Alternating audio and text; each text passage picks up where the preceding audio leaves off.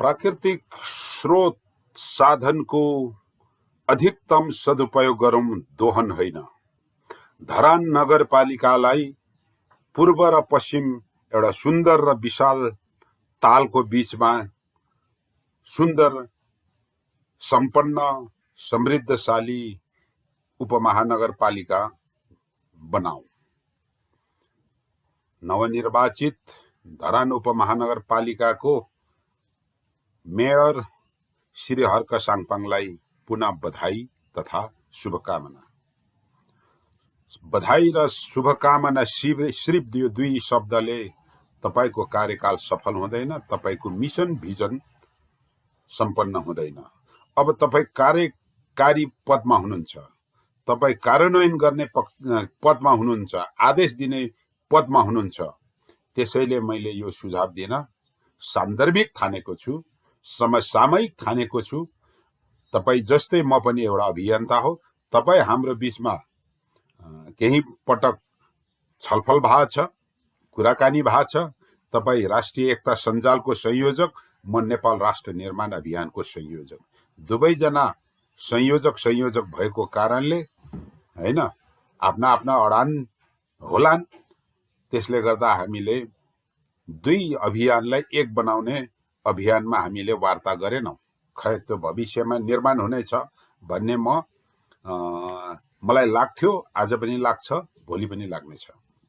अब रह्यो प्राकृतिक स्रोतको दोहन, अर्थात् नदी नाला जन्ने धरान वरिपरिका खोलाहरूबाट गिटी नझिक्ने, झिक्न परेमा धरान नगरपालिका आफैले गर्ने भन्ने जुन यहाँको विचार छ, त्यो कति समसामयिक छ, कति व्यावहारिक छ भन्ने कुरा आफ्नो ठाउँमा होला। त्यो मूल्याङ्कन पनि समयले गर्नेछ, धरान नगरवासीले गर्नेछन् र नेपाल लगायत विश्वव्यापी शुभेच्छुकहरूले मूल्याङ्कन गर्नेछन्। त्यो आफ्नो ठाउँमा छ। तर म के भन्छु भन्दाखेरि, गत वर्ष तपाई आन्दोलनरत रहँदै गर्दा अभियान चलाइरहनु भऊ, एउटा के भन्छ revolution, Harka Sangpang a revolution भन्ने ब्यानरबाट तपाई रिभोल्युसन गरिरहेको बेला तत्काल तपाईको समर्थक, तपाईको सहयोगी अर्का अभियन्ता राजेश खिमदुङको टाउको फुट्यो, रगत पक्ष भयो, कुटाई खाए तपाईका समर्थकहरूले। संयोगवश तपाई त्यहाँ हुनुहुन्न भन्ने जस्तो मलाई जानकारी आएको थियो। त्यसबेला मैले एउटा लेख लेखेको थिएँ, गिटी बालुवा जो वर्षेनी बाढीले लिएर आउँछ त्यो नझिकेर के गर्नुहुन्छ? त्यो बालुवा र गिटी थुपारिरहँदा प्राकृतिक स्रोत साधन जस्तोको तस्तै रहन्छ र? त्यो बालुवा र गिटी भनेको झिक्ने हो, तर कसरी झिक्ने हो भन्दाखेरि त्यसबाट अधिकतम कर असुल गर्ने हो र जायज मूल्यमा बिक्री पनि गर्ने हो। बाटो बालुवा गिटी उत्खनन गर्ने मजदुर हुन्छन् त्यहाँ। त्यो उत्खनन गरिएको चाहिँ गिटी बालुवालाई बजारमा लगेर उपभोक्ताकोमा लगेर बेच्ने, सप्लाई गर्ने अर्को सवारी साधन ढुवानी सावन सप्लायर हुन्छ भनेपछि हामीले धरान नगरपालिकाले कति कर एउटा ट्रिपको, एउटा के भन्छ ट्रिपरको गिटी कति राजस्व तिरेर लिएर उसले कतिमा बिक्री गरिएको छ? कम्तीमा पनि 50% निशुल्क पाउने, अर्थात् धरान नगरपालिकाको प्राकृतिक स्रोतले कमसे कम 50% त्यो बजारमा बिक्री हुने मूल्यको 50% कर प्राप्त हुन सक्नुपर्छ, लिन सक्नुपर्छ। त्यसपछि त्यो बाँकी रहेको 50% मा उसको 10 देखि 15-20% उसको ढुवानी खर्च, लगानी आदि हुन सक्छ भने उसले 20-30% मुनाफा खान सक्छ। त्यो रूपले यसलाई व्यवस्था गर्नु पर्यो। अनि चाहिँ त्यो प्राकृतिक स्रोतको सदुपयोग भयो। यदि अपारदर्शी रूपले एक ट्रिपर निकाल्ने ठाउँमा हजारौं ट्रिपर निकालेर लाने, नोमिनल 200-400 रुपियाँ मात्रै चाहिँ के रे राजस्व दियो भने त्यो दोहन हो। र जसरी हिजो मेयर हर्क साङपाङले आफ्नो प्रस्तुति कार्यपालिकाको बैठकमा प्रस्तुति गर्दै गर्दा 4 फिट निकाल्ने भन्ने ठाउँमा 2500 फिट निकालिएको भन्ने कुरा छ। त्यो पनि दोहनमा पर्छ। अब मेरो सुझाव के छ भन्दाखेरि त्यो खेरा जाने गिटी बालुवा सर्दु खोलाको सेउती खोलाको बीच भागबाट निकाल्दै लानुस्। त्यो बीचमा सर्दु खोलाको पूर्वी किनार पश्चिम किनारलाई त्यहाँ गेभिङ वाल लगाएर त्यो बाढीले काट्न नदिने गरेर सुरुमा 5-6 फिट गेभिङ वाल लगाउने। गेभिङ वाल पछाडि माथि केही लेयर रुख रोप्ने। त्यसपछि अझ माथि फेरि अर्को लेयरमा फेरि गेभिङ राखेर त्यसको माथि के भन्छ रुख रोपेर पहिलो कुरा त्यो बलौटे माटोले बनेको धरान नगरलाई पहिरोबाट रोक्नु पर्यो। त्यहाँ त्यो किनारा सर्दु खोलाको किनार हरियाली हुनु पर्यो र बाढीले काट्नै नहुनु पर्यो, त्यो रोक्नु पर्यो पहिलो कुरा।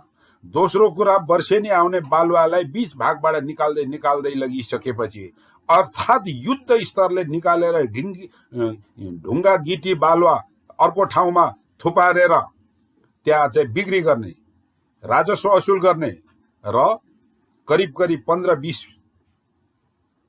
फिट गहिरो ताल बनाउने र तलबाट भुइँबाट सिमेन्टेड गरिदिने, तल वरिपरि ड्याम बनाएर कृत्रिम ताल निर्माण गर्ने। के भन्छ उतापट्टिको सेउती खोलामा पनि त्यसरी नै गरिसकेपछि 2टा ताल निर्माण गर्ने। त्यो तालमा तपाईको चाहिँ डुङ्गामा रेस्टुरेन्टको व्यवस्था गर्नुस्। त्यो डुङ्गा चलिरहेको हुन्छ, त्यसमा चाहिँ रेस्टुरेन्टमा ग्राहकहरू आउँछन्, त्यही माथि चाहिँ के अरे टुरिस्ट हुन्छ, त्यहाँ स्विमिङ हुन्छ। त्यो तालको वरिपरि चाहिँ टुरिस्टले छेउमा बसेर आराम गर्ने, छाता रूपी आराम गर्ने, दृश्यावलोकन गर्ने, स्विमिङ खेलिसकेर आराम गर्ने, यस्ता अनि रेस्टुरेन्टहरू लेक साइडका रेस्टुरेन्टहरू जस्तो निर्माण हुनुपर्छ भन्ने मेरो सुझाव हो। अब यो ठ्याक्कै सुन्दाहरू यहाँलाई लाग्ला कि यो असम्भवका कुरा। समुद्रमा ताल लगाएर समुद्रलाई छोपेर त्यहाँ माथि बस्ती बसाइएको छ। समुद्रलाई रोकेर अर्को चाहिँ अर्कोतिर डाइभर्ट गरिएको छ। बगिरहेको नदीलाई रोकेर अर्कोतिर नहर बनाइएको छ, बिजुली निकालिएको छ। हल्यान्ड भन्ने देश समुद्र मुनिको देश हो। कसरी भन्दाखेरि समुद्रलाई चाहिँ त्यहाँ ड्याम बनाएर रोकिएर भएको चाहिँ भूमि चाहिँ मा सहर बसेको छ। असम्भवका कुरा केही पनि छैन, यो समय लाग्छ। त्यसले गर्दा धरानको पूर्वको सेउती खोला र पश्चिमको सर्दु खोला मात्र होइन, नेपालको मेचीदेखि महाकालीसम्म त्यो तराई फाटमा आइपुगेका खोलाका बगरहरू सबै हामीले तालमा निर्माण गर्नुपर्ने हुन्छ, कृत्रिम तालमा निर्माण गर्नुपर्ने हुन्छ। त्यो कृत्रिम तालमा जम्मा भएको पानी बोरिङ लिएर सिँचाइ गर्नुपर्दछ। हामीसँग प्रशस्त छ। यस प्रकारले अधिकतम राजस्व व्यवस्थित गिटी बालुवा निकासी धरान नगरपालिकाको अनिवार्य कदम हो। यसबाट दोहन होइन सदुपयोग हुन्छ, यही पहिलो शुभकामना। 2 विशाल र सुन्दर कृत्रिम तालको बीचमा धरान नगरी तपाईँ कल्पना गर्नुहोस् पहिले, त्यसपछि त्यो योजना बनाउनुहोस्, कार्यान्वयन। यो त धेरै सिम्पल कुरा हो। सर्दु खोला र सेउती खोलालाई तालमा परिणत गर्नु कुनै ठुलो भारी बात होइन। वर्षको 10 महिना बिना पानी रहने बगरलाई त्यहाँको बालुवा निकालेर गिटी निकालेर त्यहाँ ड्याम निर्माण गर्नु कुनै ठुलो कुरा होइन। बगिरहेको नदी उतिपट्टितिर चाहिँ सिक्किमलाई हेर्नुहोस्, हिजो अस्ति भर्खर गएर आएको टिस्टा नदीलाई चाहिँ ड्याम बानेर त्यहाँ आवश्यक जलविद्युत निकालिएको छ। बगिरहेको होइन, सप्तकोशी तलतिर हेर्नुहोस्, त्यहाँ चाहिँ ब्लक गरेर चाहिँ भारतले बिजुली पनि निकाल्यो, पानी पनि लगिदियो। त्यसैले गण्डकी महाकाली सबै नदी त नारायणी नदी त सबै चाहिँ इन्डियाले ड्याम बानेर लगेको छ भने हामीले सुक्खा बगरलाई ड्याम बनाउन कुनै भारी बात होइन।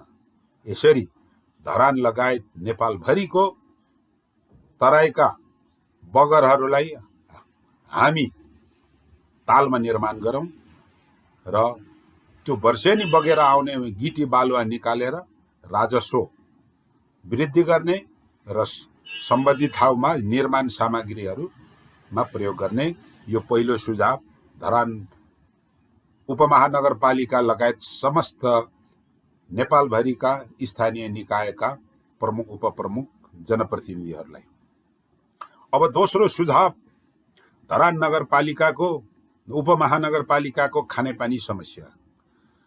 मेयरज्यू खानेपानी मुहानतिर टालटुल गर्न लाग्नु भएको छ, त्यो आफैमा राम्रो काम हो।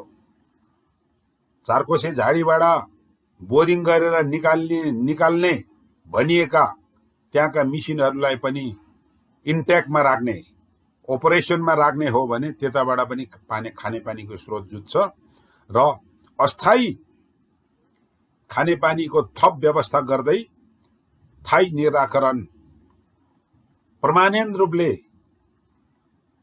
खानेपानीको व्यवस्था गर्न कोशी नदीबाट माथि राजमार्गको लेभलमा बोरिङ गरेर पानी तानेर त्यो पानीलाई सिधै चत्राको हाराहारीमा विशाल ट्याङ्कर बनाएर त्यसपछि अनि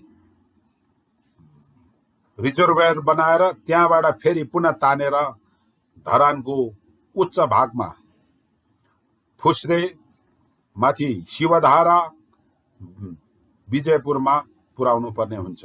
यसको लागि पनि मैले भनेको सर्दु खोलाको कृत्रिम ताल प्रयोग हुन सक्छ, त्यसमा जम्मा गर्न सकिन्छ। सर्दु खोला जो ताल बनिसकेपछि त्यो तालबाट हामीले पानी तानेर तपाईले माथि लान सक्नुहुन्छ। यसरी खानेपानीमा दीर्घकालीन र बृहत योजना बनाउन सकिन्छ। तपाईलाई ख्याल रहोस्, तपाईको धरान उपमहानगरपालिका वडा नम्बर 20 माथि स्वारा सूर्यकुण्डको उतापट्टि लगत्तै चाहिँ के अरे कोकाहा खोलाको शिर छ। त्यो चाहिँ बग्दै बग्दै बग्दै बरा क्षेत्र मन्दिरको तल गएर सप्तकोशीमा मिल्छ।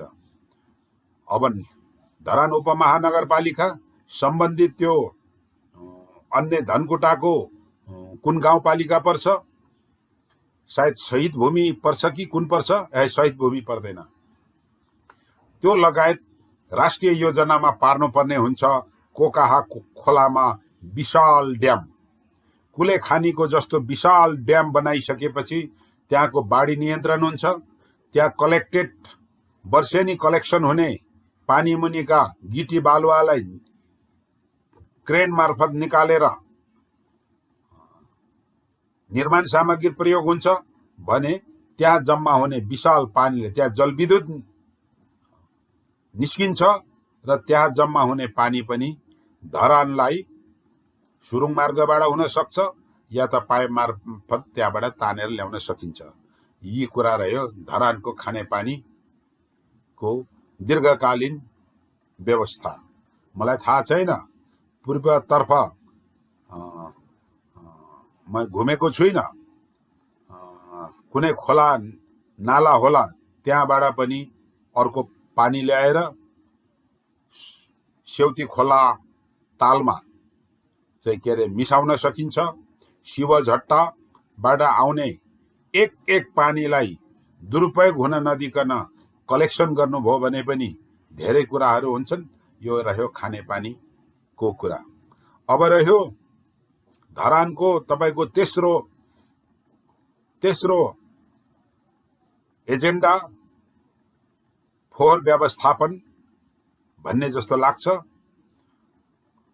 फोहोर व्यवस्थापन मैले कोरियामा देखेको, मैले दक्षिण कोरियामा हेरेको, युरोप र अमेरिकामा हेरेको र पटक पटक सामाजिक सञ्जालमा भन्ने गरेको। नेपालको स्थानीय निकाय, स्थानीय विकास मन्त्रालयका पदाधिकारीहरू पटक पटक संसारको सबै राम्रा देशहरूमा, राम्रा सहरहरूमा पुगेर त्यहाँको सेनिटेसन व्यवस्थापन सबै सिकेर तालिम लिएर आए, तर नेपालमा आएर कार्यान्वयन गरेनन्। विदेश घुमे, भत्ता पचाए, मोज मस्ती गरे, त्यहाँ सिकेर ल्याएको प्रविधि ज्ञान चाहिँ प्रयोग गरेनन्। मैले दक्षिण कोरियामा हेरेको र श्रीलङ्कामा हेरेको एउटै कुरा, त्यहाँ 3वटा प्लास्टिकका कलरमा, हरेक घरमा प्लास्टिकका कलर हुन्छ, अर्थात् बास्केट हुन्छ। एउटा मल हुने, के भन्छ, बिलिएर जाने कम्पोस्ट मल हुने, कुहिने वस्तु एउटामा, दुईटामा नकुहिनेमा पनि एउटा प्लास्टिक जन्ने, एउटा कागज जन्ने, रिसाइक्लिङ हुने र अर्को रिसाइक्लिङ नहुने फलाम, के अरे सिसाहरू आदिहरू, यो 3टा अलग अलग प्लास्टिकको बाकेटमा, अर्थात् के अरे प्लास्टिकको चाहिँ के अरे बास्केटमा राखेर अनि त्यो कुहिने चिजलाई रासायनिक मलको उद्योग खडा गर्नुपर्छ। त्यसले गर्दा 70% फोहोर मल भएर आउँछ, बाँकी रह्यो 30% को, त्यसको व्यवस्था पनि हेर्नु होला। म यस विषयमा विशेषज्ञ होइन। एउटा इन्टरभ्यूमा काठमाडौँका मेयर हुनुभन्दा अगाडि उम्मेदवार बालेन शाहले, हाल मेयरले 70% काठमाडौँको मल कम्पोस्ट बनाउने भन्ने कुरा गरेका छ र केही प्लानिङ गरिराखेको छ। त्यो विषयमा म फेरि अर्को युट्युब लिएर आउने नै छु, अध्ययन गरेर। भने यसतर्फ विचार गर्नु होला, दीर्घकालीन विचार गर्नु होला। धरानको फोहोर ल्याएर अर्को ठाउँमा फाल्नुभयो भने सिसडोल र बन्चरे डाँडा जस्तो अवरोध आउँछ, होइन। लक्किली धरान उपमहानगरपालिकाको तलतिर 4 कोसे झाडी जङ्गल छ।